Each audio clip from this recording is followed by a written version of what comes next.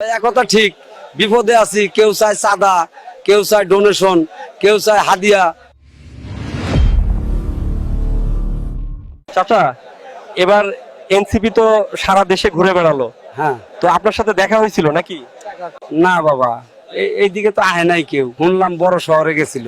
তাদের তো শোনা যাচ্ছে দাবি না মানলে নাকি জনগণকে নিয়ে রাস্তায় নামবে। একটা কথা কই শুনেন, এই হাসনার সার্জিস গুলো গিয়া মনটা খুব খারাপ লাগে। তারাই তো জুলাই আন্দোলনের সামনে আছিল, কিন্তু এখন কিচ্ছু মানে না, কারো কথাও শুনে না, কেউ কেউ আবার লোভে পড়ে গেছে।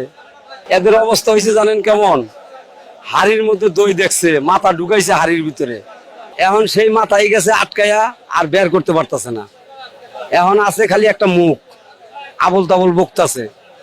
চাচা, আপনি তো নিজেও রাস্তায় নেমেছিলেন এক সময়। ঠিক কইছেন, গত বছর জুলাই মাসে নামছিলাম রাস্তায়, কিন্তু এখন রাস্তায় নামুম কেন? সামনে তো ভোট আইতাছে, আগে ভোটটা দিয়া লই। তাহলে কি ভাবতেছেন, কাকে ভোট দিবেন? এইটা আবার আপনারা কই কেন? তো একথা ঠিক, বিপদে আছি, কেউ চায় চাঁদা, কেউ চায় ডোনেশন, কেউ চায় হাদিয়া। তবু দেখি ভালো মানুষ দেখে শোনাই ভোট দিব।